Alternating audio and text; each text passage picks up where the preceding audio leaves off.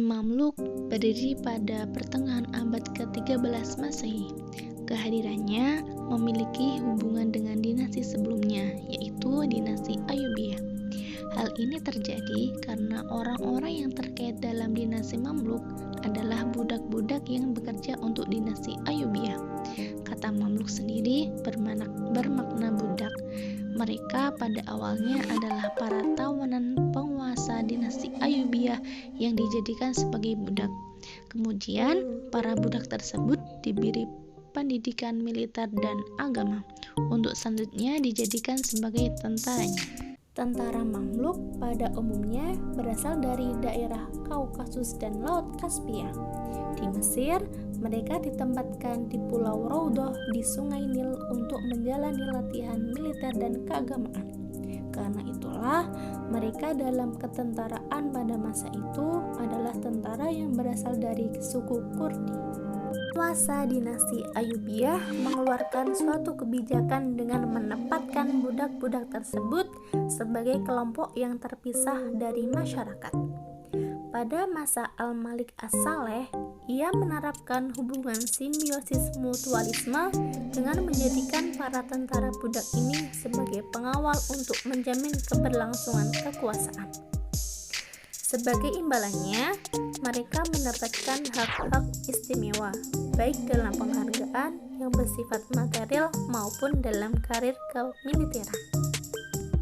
Al-Malik As-Saleh melihat tentara Mamluk sebagai tentara yang setia dan telah menunjukkan kemampuannya pada saat perang melawan tentara salib dan saat bersaing dengan ritual-ritual politiknya. Karena sebab tersebut, loyalitas tentara Mamluk kemudian terpusat pada pribadi Al-Malik As-Saleh, bukan kepada dinasti sebagai institusi. Kita dapat melihat tentara Mamluk lebih sebagai tentara pribadi daripada tentara militer sebuah dinasti. Apabila ditelusuri lebih lanjut, berdirinya dinasti Mamluk berawal dari kekisruhan politik setelah wafatnya Al-Malik As-Saleh, penguasa terakhir dari dinasti Ayyubiyah pada tahun 1249 Masehi. Kemudian, ia digantikan oleh anaknya yang bernama Turansyah, yang berasal dari suku Kurdi. Turansyah dianggap sebagai ancaman untuk masa depan mereka. Hal ini dikarenakan Turansyah lebih memiliki kedekatan dengan tentara asal Kurdi daripada dengan mereka. Pada tahun 1250 Masehi, tentara Mamluk di bawah komando Aibak dan Baibars berupaya melakukan kudeta politik melalui serangkaian perebutan kekuasaan.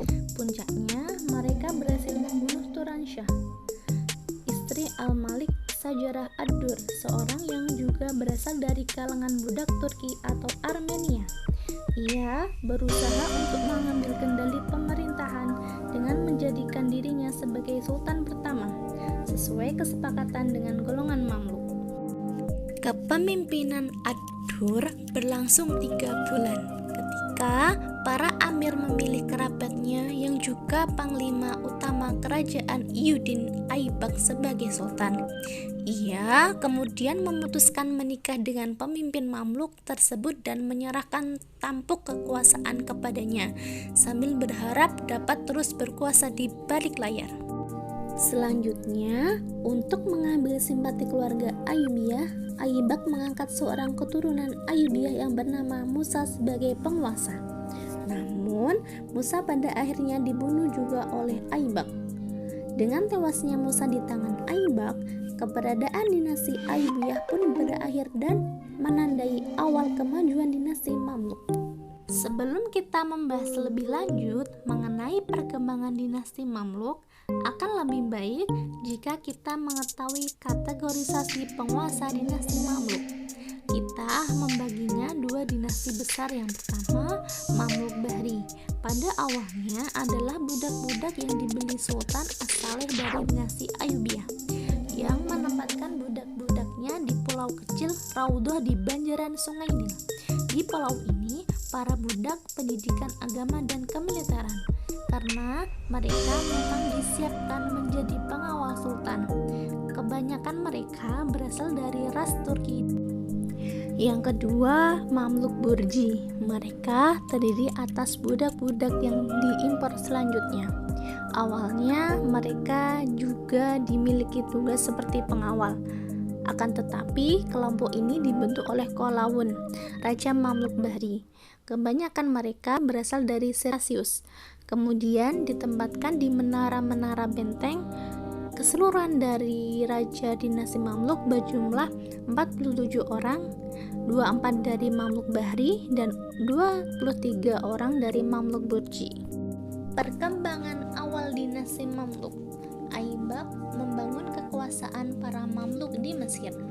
Selama masa pemerintahannya, ia tidak ditemani rekan seperjuangannya, yaitu Baibar.